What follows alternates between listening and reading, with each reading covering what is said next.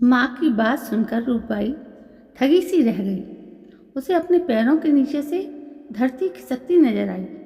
उसके मुंह से एक शब्द भी नहीं निकला।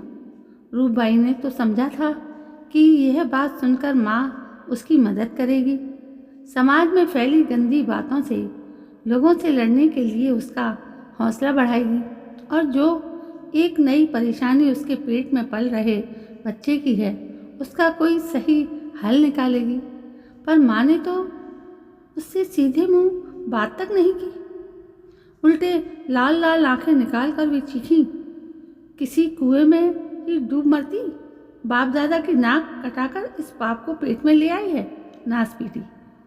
माँ की बात सुनकर रूपबाई जमीन पर बैठ गई। उसकी समझ में नहीं आ रहा था कि अब क्या किया जाए। उसे केवल माँ का ही सहारा था और माँ ही उससे इस तरह नफरत करने लगेगी तो फिर कौन उसका अपना होगा इस घर में। पिताजी तो उसी रामेश्वर के रिश्तेदार हैं जिसने जबरदस्ती रूपबाई की ये हालत कर दी। अगर पिताजी को पता चल गया तो न जाने उसके साथ क्या सलूक करेंगे। रूपबाई की माँ सोनबाई जलावन लेने खेत में चली गई। रूपबाई अकेली घर के आंगन में बैठी आगे की बातों से डर रही थी। हर पल उसकी बेचैनी बढ़ती जा रही थी। उसकी आंखों में आंसू भर आए थे। मन हो रहा था कि वो आज जोर जोर से रोकर खुद को हल्का कर ले। रामेश्वर रूपबाई का चाचा था। वो और रामेश्वर चारा लाने रोज सरसों के खेत में जाते थे। रामेश्वर चाचा की नीयत अपनी भतीजी पर बिगड़ गई और वो मौके की तलाश में रहने लगा। एक दिन सचमुच रामेश्वर को मौका मिल गया। उस दिन आसपास के खेतों में कोई नहीं था। रामेश्वर ने मौका देखकर सरसों के पत्ते तोड़ती रूपबाई को जबरदस्ती खेत में पटक दिया। वो गिड़गिड़ाती रही और सुबकती रही पर वो नहीं माना और उसे अपनी हवस का शिकार बनाकर ही छोड़ा। घर आने के बाद रूपबाई के मन में तो आया कि वो माँ और पिताजी को साफ साफ सारी बातें बता दे, पर बदनामी के डर से चुप रह गई। इसके बाद रामेश्वर रोज जबरदस्ती उसके साथ मुंह काला करने लगा। इस तरह चाचा का पाप रूपबाई के पेट में आ गया। कुछ दिन बाद रूपबाई ने महसूस किया कि उसका पेट बढ़ने लगा है। मशीन से चारा काटते समय उसने यह बात रामेश्वर को भी बताई। तूने जो किया सो किया, पर अब कुछ इलाज भी कर। क्या हो गया? रामेश्वर चौंका। मेरे पेट में तेरा बच्चा है क्या? हाँ, मैं तो कोई दवाई नहीं जानता। अपनी किसी सहेली से पूछ ले। अपनी किसी सहेली को ऐसी बात बताना रूपबाई के लिए खतरे से खाली नहीं था। हार कर उसने ये बात अपनी माँ को ही बता दी, पर माँ उसे हिम्मत देने के बजाय उल्टा डांटने लगी। शाम को रूपबाई का पिता रतन सिंह काम से वापस आ गया। वो दूर पहाड़ी पर काम करने जाता था। आते ही वो चारपाई पर बैठ गया। उसे देखकर रूपबाई का पूरा शरीर डर के मारे कांप रहा था। खाना खाने के बाद सोनबाई ने सारी बातें अपने पति को बता दी।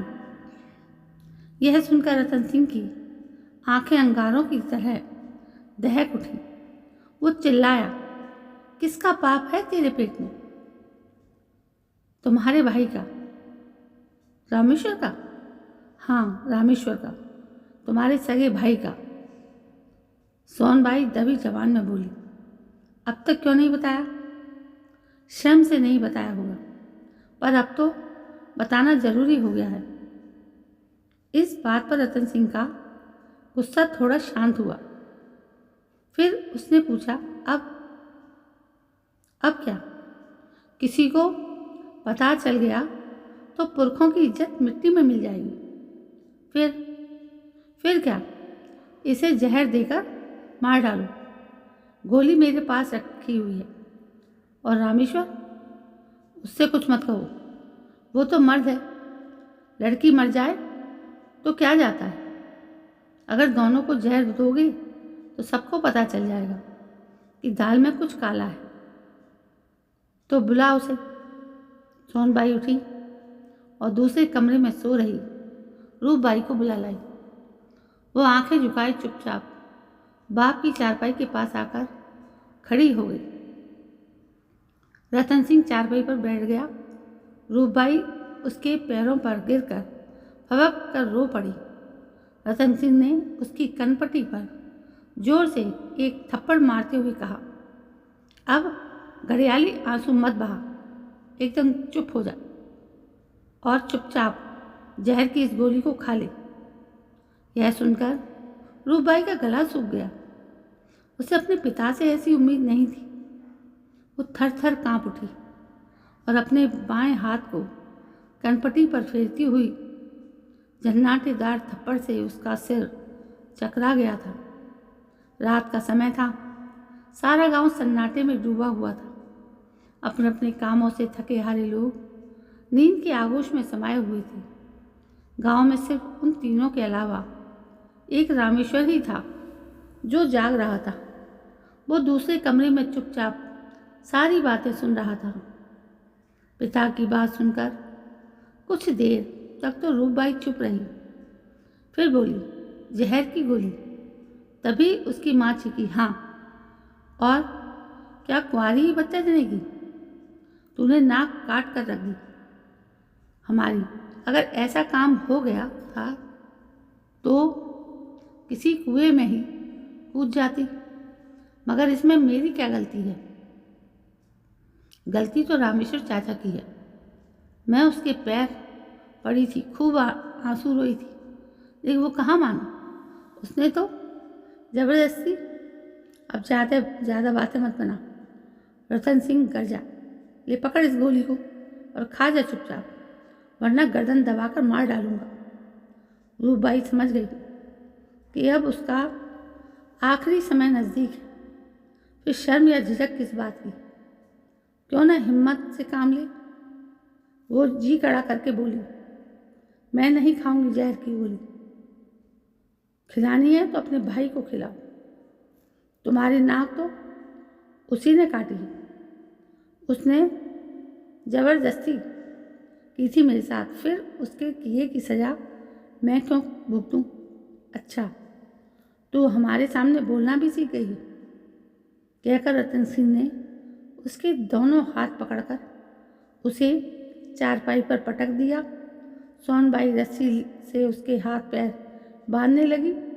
रूपबाई ने इधर उधर भागने की कोशिश की, चीखी चिल्लाई, पर सब बेकार। इस बंद कोठरी में उसकी कोई सुनने वाला नहीं था। जब रूपबाई के हाथ पैर बंध गए तो वो अपने पिता से गिड़गिड़ाते हुए बोली, मुझे मत मारिए पिताजी, मैं आपके पैर पड़ती हूँ, मेरी कोई गलती नहीं है। मगर रतन सिंह पर इसका कोई असर नहीं हुआ।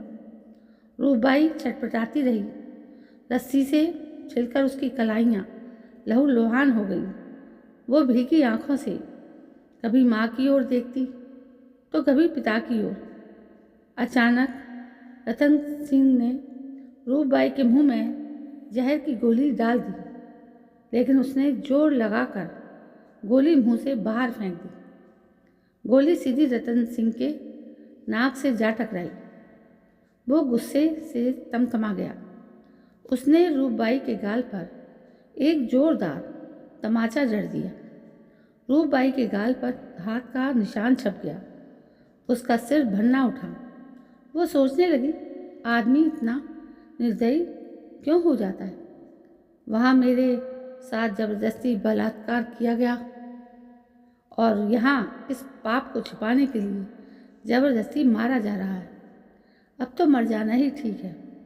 मरने की बात सोचते ही रूपबाई की आंखों में आंसू भर आए। आंसुओं पर काबू पाते हुए वो चिल्लाई, पिताजी, डाल दो गोली मेरे मुंह में, ताकि मेरे मरने से तुम्हारी नाक तो बच जाए। रतन सिंह ने उसके मुंह में गोली डाल दी। वो उसे तुरंत निकल गई। पहले उसे नशा सा आया और फिर जल्दी ही वो हमेशा के लिए गहरी नींद में सो गई। रतन सिंह और सोनबाई ने उसके हाथ पैर खोले और उसकी लाश को दूसरे कमरे में रख दिया। सारी रात खामोशी रही। रामेश्वर बगल के कमरे में अपने किए के लिए खुद से माफ़ी मांगता रहा। सुबह होते ही रतन सिंह और सोनबाई चुपके से रूपबाई के कमरे में गए और दहाड़े मारकर रोने लगे। रामेश्वर भी अपने कमरे से निकल आया। फिर वे तीनों रोने लगे। रोने धोने की आवाज़ सुनकर आसपास के लोग इकट्ठा हो गए कि क्या हो गया, कोई सांप डस गया मेरी बच्ची को। सोनबाई ने छाती पीटते हुए कहा और फिर वो दहाड़े मारकर रो पड़ी। तो दोस्तों, ये थी एक कहानी जिसमें समाज के एक काले सच की तस्वीर सामने आई है। तो दोस्तों, कैसी लगी आपको ये कहानी? यदि कहानी आपको पसंद आई है तो प्लीज़ इस कहानी को ज़्यादा से ज़्यादा शेयर करें, लाइक करें, कमेंट करें और मेरे चैनल को सब्सक्राइब करें। कल मैं फिर हाजिर होती हूँ। तब तक के लिए जय हिंद, वंदे मातरम।